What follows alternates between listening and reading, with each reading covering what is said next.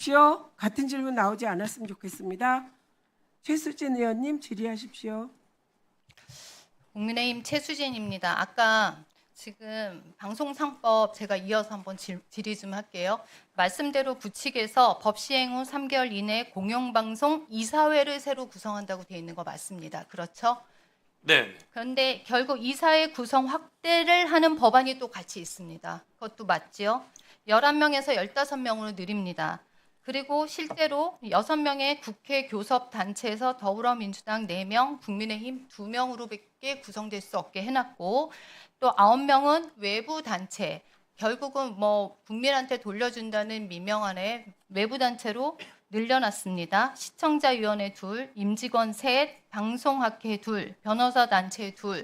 그래서 여기서 민변이나 이런 데가 들어오면 추정하건대 13명 정도는 민주당 주도의 KBS 이사회 구성이 가능할 수도 있다. 저희는 이렇게 판단을 합니다.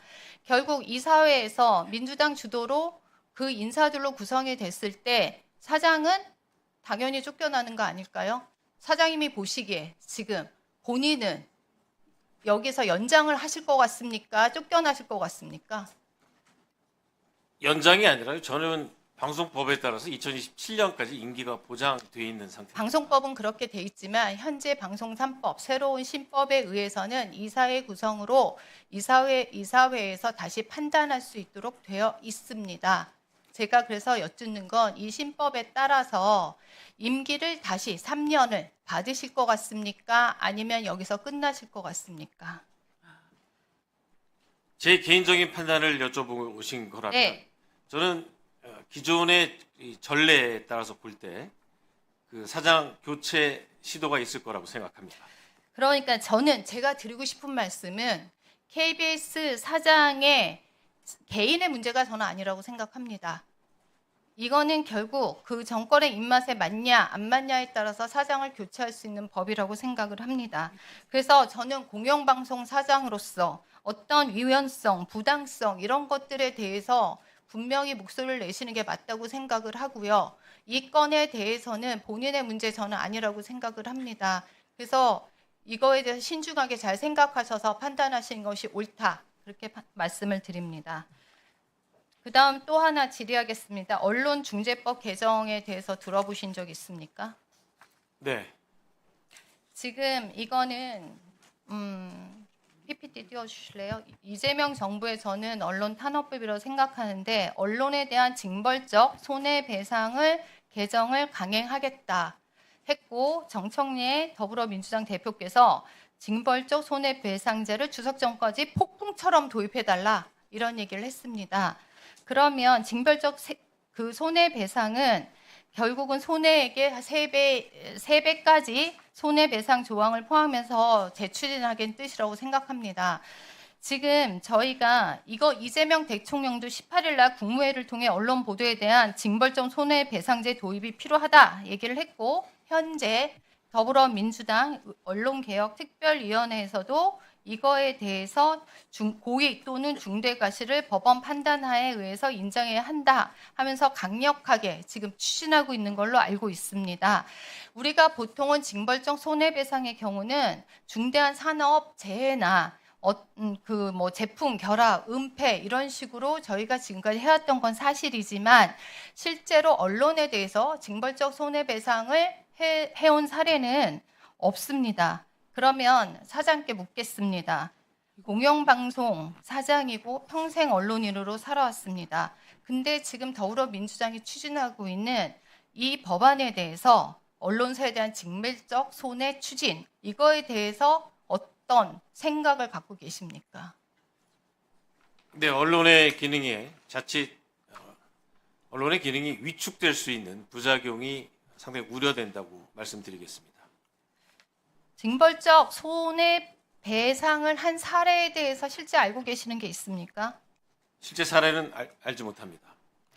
지금 그 해외 입법 사례 보고서를 봤을 때 미국을 뺀 전체에서는 없습니다. 미국 자체도 실제로 그 법에 우려를 해서 판례 수준에서 지금 현재 판단하고 있는 걸로 알고 있고요.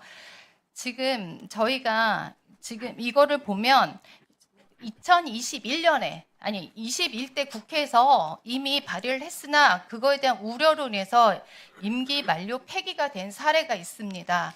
제가 이진숙 방통위원장님께 묻겠습니다. 이 법안에 대해서 어떻게 판단하십니까? 조금 전에 박장범 사장도 그런 의견을 밝혔지만 당초 취지는 이해할 수 있으나 자칫 언론 최근에는 뉴미디어에서 유튜버들도 있습니다만 자칫 언론을 위축시킬 수 있다. 국민들을 위한 방송이나 보도에 있어서 위축 효과를 낼 수 있다. 이렇게 생각을 하고 있습니다. 지금 언론의 그 악의적인 오보에 대해서는 민사상 손해배상과 모욕, 그러니까 모욕, 명예훼손죄 등의 형사처벌죄가 이미 있습니다. 근데 굳이 이거를 또 다시 징벌적 손해배상을 하는 이유가 뭘까? 이런 생각을 합니다. 이거는 정말 과도한 언론에 대한 이중 처벌이고 그거에 언론에 대한 저는 탄압이라고 생각합니다. 우리가 그런 법이 없는 것도 아니고 있는 상태에서 반민주적인 저는 악법이라고 생각을 하는데 사실 이런 가짜 뉴스 허위를 가장 잘 만들어내는 거는 김어준의 가짜 뉴스가 제일 저는 목록이 심하다고 생각합니다. 뭐 우리가 한두 번 당했습니까? 실제로 그 일본 오염수 그때 무슨 얘기를 했냐?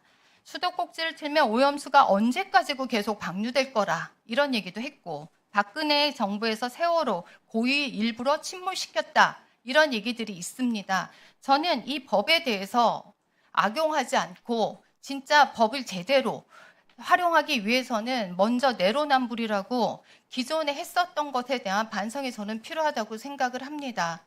그리고 문재인 후보나 이런 낙선했을 때도 부정선거를 제일 먼저 얘기한 것입니다. 이런 식으로 저는 왜 정권을 잡으면 갑자기 이렇게 언론에 1분 더 드리세요. 59초나 남았어요. 자, 미국의